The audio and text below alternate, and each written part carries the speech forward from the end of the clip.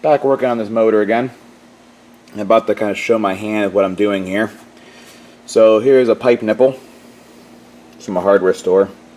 Here's our half of it, cut it in half, an angle like this. And this is going to be an oil drain back into the pan for the turbochargers going on this truck. I cut it on a weird angle so it angles like up into the front. Just doing some Googling online, I guess the standard for an oil return is about 1/2 inch. Well, this is 1/2 inch pipe threads. I should be able to put a nipple in it roughly that size for a hose. And they said you shouldn't have any 90s in it, so this way it'll kind of kick up towards the front. And I'm not going to turn the pan over because I have it all set up for welding, but there's like a baffle like right here. So it should be above the oil level where it drains back in. And what I can do is I can just plug it with a regular pipe plug so I can run the truck until I get the turbo stuff. So I'm just going to weld this on before I put it back on the motor.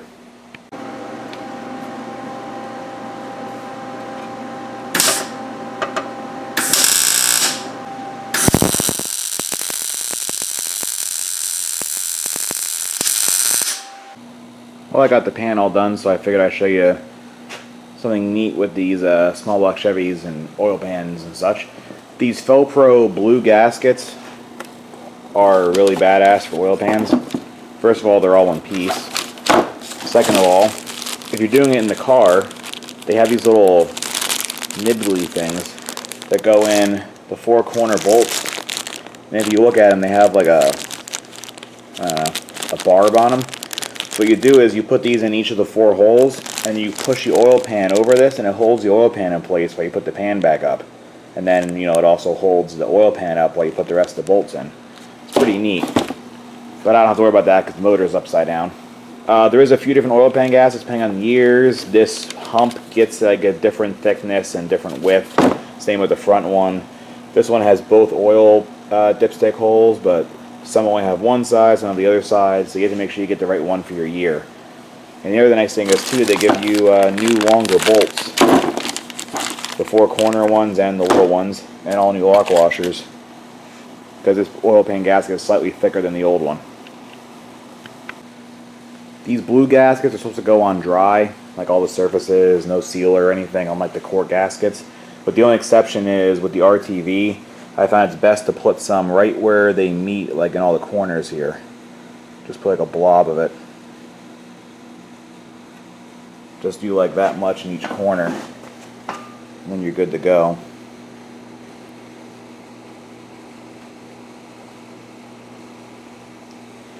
Up front it's more just for the timing cover because there's a seam there more than the actual worrying about the blue gasket leaking. Okay, there it is all installed. See the nice little blueness poking out there. I put the pipe plug in the oil drain for now with way too much pipe dope. But that'll hold for now while the motor stays NA. Okay, now I'm just buttoning up the valve covers here. As opposed to the oil pan, which I use that fancy rubber one, I found those rubber perma-dry, rubber makes and valve cover gaskets pretty much suck on all older cars. I put them on and literally oil just pours over them. So I just prefer the old Cort gaskets with RTV on both sides. You'll notice this particular pair has 2 different holes here. This is because the very early small block Chevys actually had a like angled bolt pattern. They weren't right across from each other. I'm talking about like mid-50s. So pretty much what I do here is I just lay a bead of RTV on the valve cover and then plop this on, then put another bead of RTV on it and bolt it down. And I like using the cheater method of the little aerosol, like, I don't know, icing can, Cheese Whiz can of RTV, which costs more, but it's a lot easier to use and it doesn't go dry like the, you know, the regular like toothpaste tubes do. Like, check out the action on this. Just lay it out here, go around the bolt holes.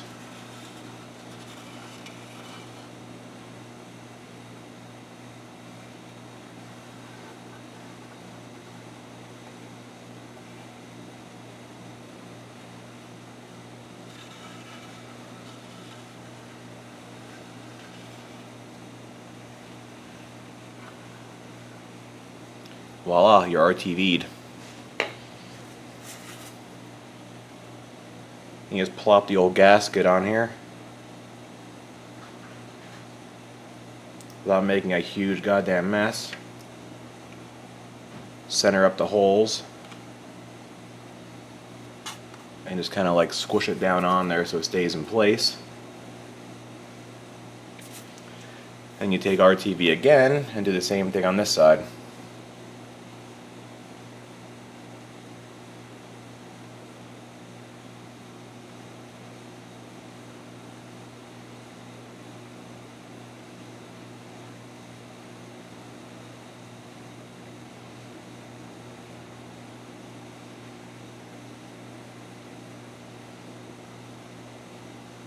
There you go.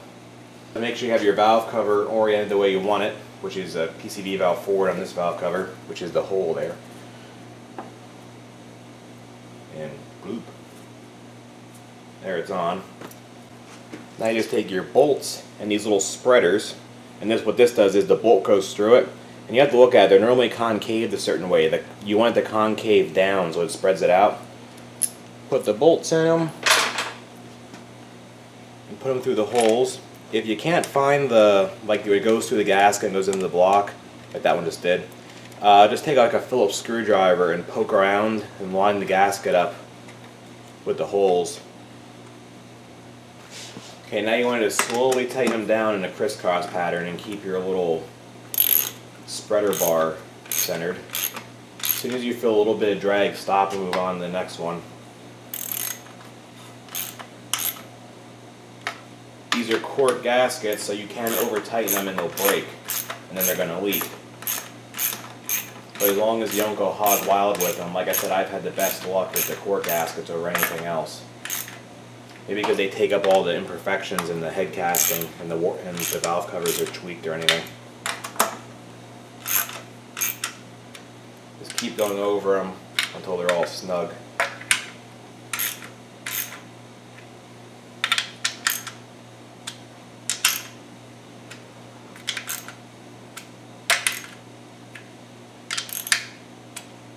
That's that. Okay, next up's the intake gaskets. I just cleaned everything off. You missed it, but I put a piece of cardboard in here and then used the freaking cookie wheel thinger to clean them up. You get some inside. There's really no way around it. If you put paper towels in here, the freaking air from it blows it, and you're just set for disaster. But the cardboard kept most of it out. Now the intake gaskets look like this. They're like a metal with a blue thing over, kind of like the head gaskets. And you have coolant ports here, there, and there that coolant flows through. These are all intake, these pairs here. These are your exhaust crossovers. And what this does is it warms underneath the carburetor, and if the vehicle is equipped, it gives you your EGR. On some of these motors, there's a thing on the passenger exhaust manifold that when the engine's cold, it closes off the bottom and forces all the exhaust to go through here and out the driver's side until it warms up to warm the carburetor up faster. But most of those are long gone if it ever broke or someone installed headers or whatever. Other thing to note here is that your intake gasket set will come with like rubber things that they intend for you to put in the front and the back. Yeah, you can just toss those right in the trash. What you should use, oh, here's rubber things by the way. And these are supposed to just lay there. But yeah, they suck. So get yourself either RTV or I like this Right Stuff, and you blast a big thick ass bead in the front here and right in the corners, I think it was oil pan, front and back, and then you lay the intake gasket across. And what I've recently started doing is I started putting RTV, a thin coat on the intake gasket with my fingers around all the coolant ports. Leave the rest of them open, or just, you know, whatever the gasket is, fine. But I just give it a little extra sealing then. And then I put thread sealer on the bolts because these have a habit of coolant coming out of these bolts, leaking up on your intake, and oil coming out of, like, especially the bolts in the center because they go right down into the freaking valley. And then you get puddles of oil up on your intake manifold. Here's the big bead of goodness here.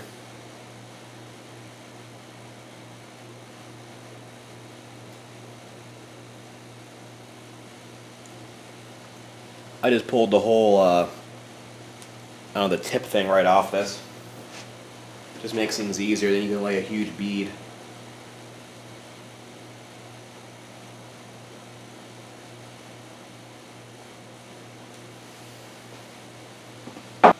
Well, there, the intake's on. Unfortunately, my memory card got full magically while I was putting it together, and I couldn't spare time to dick around because the RTV would have dried. That Right Stuff has a working time of like 5 minutes. But the intake's on. I used, like I said, the same thread locker I used on the thread locker, but thread sealer I used in the head bolts on all the intake bolts. This is an Edelbrock C3BX. It's from the early 70s.